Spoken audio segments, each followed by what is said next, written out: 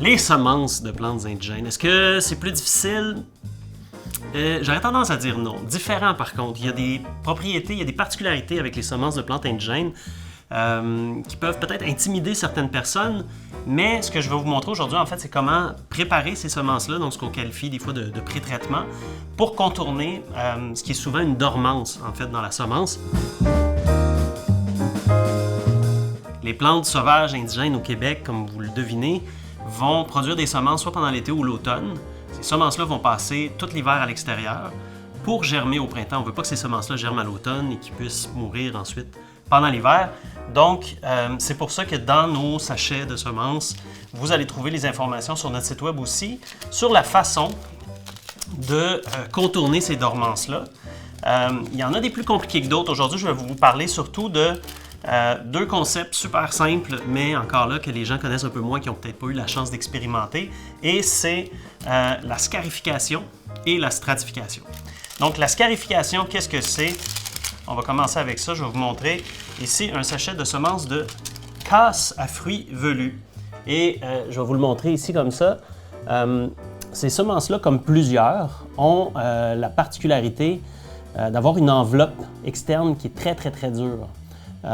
Et pour que la semence puisse germer, il faut absolument que l'eau puisse pénétrer à l'intérieur.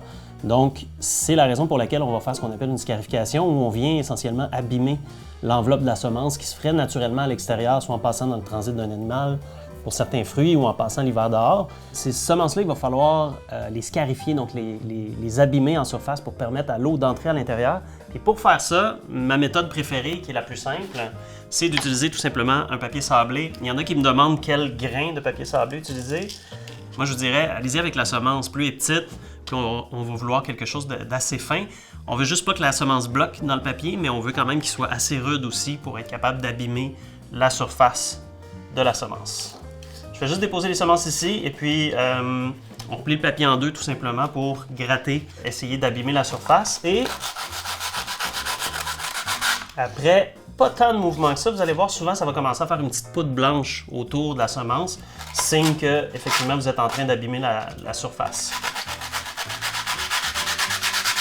On peut y donner un dernier petit coup.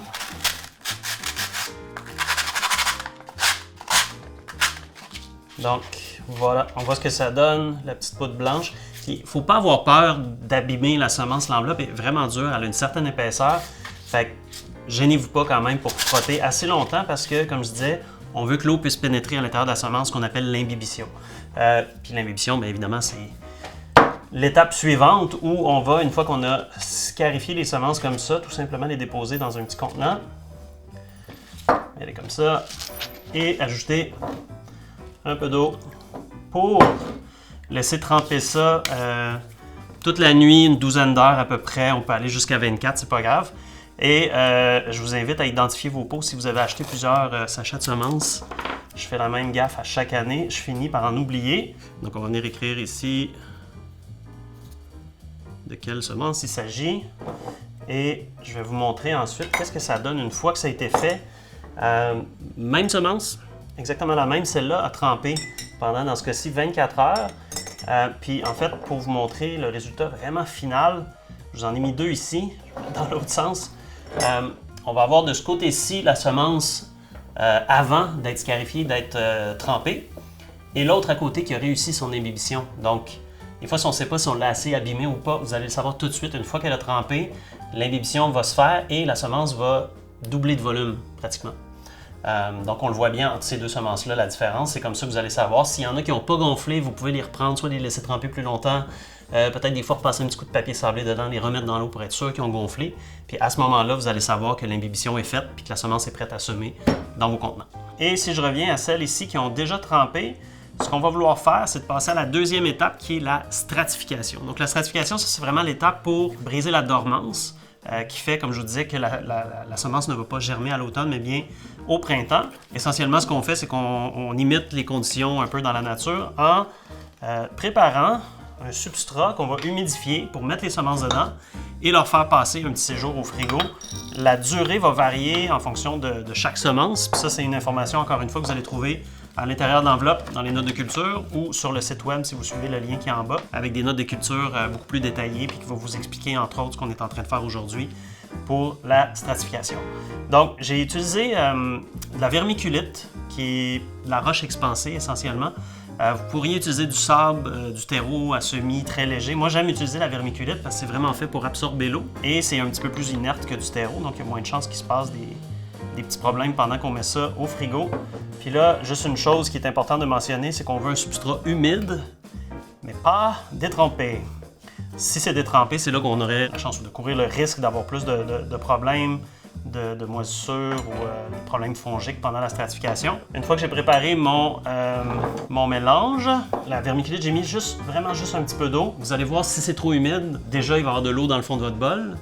Et si vous le prenez entre vos doigts puis vous le serrez assez fort, il va y avoir des gouttes qui vont tomber. Donc ça, on veut pas ça, on veut pas que ça soit détrempé, on veut juste que ça soit humide. Une fois que ça c'est fait, bien, on va juste aller récupérer les semences, puis on peut les déposer tout simplement dans notre substrat humide. On va remélanger un tout petit peu, c'est pas très grave à cette étape-ci. Ce que j'utilise la plupart du temps, en fait, c'est des sacs à glissière, comme ça, tout simplement, encore une fois, identifiés avec le nom de l'espèce que vous êtes en train de stratifier. Puis je vous invite aussi à mettre la date de fin de stratification. Si vous en avez plusieurs, encore une fois, ça se peut qu'on oublie combien de temps c'était supposé passer. Donc là, vous avez l'info dans l'enveloppe. Vous pouvez faire le calcul et écrire sur le sachet ou sur le sac la date à laquelle vous allez pouvoir sortir les semences du frigo. Une fois que ça c'est fait, c'est vraiment pas plus compliqué que ça. On peut aller placer ce sac-là au frigo pour la durée déterminée. Quand vient le temps de faire les semis, vous pouvez préparer votre terreau, l'humidifier d'avance. Pour des semences grosses comme celle de la casse à fruits velus qu'on a vu tantôt, c'est vraiment facile de retrouver les semences, les planter une par une. Fait que vous pouvez faire vos semis comme vous êtes habitué de les faire. Pour d'autres, par contre, et là, je vais vous en montrer une ici, qui est vraiment toute petite. C'est pas ma plus petite, mais bon, de l'agastache fenouil. Celle-là, la semence est beaucoup plus petite. Puis il y en a qui sont encore beaucoup plus petites que celle-là. Elle, dans ce cas-là, vous pouvez faire exactement le même processus. Celle-ci, dans ce cas-là, elle n'a pas besoin de scarification, mais on va vouloir la stratifier un tout petit peu. Soit vous le faites de la même façon qu'on vient de voir, ou vous pourriez aussi tout simplement saupoudrer les semences en surface du terreau et simplement utiliser le contenant au complet que vous metteriez dans un sac à glissière pour le ranger au frigo pour la durée déterminée. C'est un petit peu plus facile des fois pour des semences qui sont vraiment minuscules comme ça que d'essayer de les retrouver là-dedans. Quoique vous pourriez aussi les mélanger avec de la vermiculite et étendre le mélange en surface d'un terreau, tout simplement. Ça fait le tour essentiellement des étapes qu'on a à faire pour préparer les semences qu'on appelle les pré-traitements, la scarification, la stratification. Puis pour le reste, bien, on va se retrouver dans d'autres vidéos où je vais vous expliquer d'autres petits trucs et conseils pour réussir vos semis.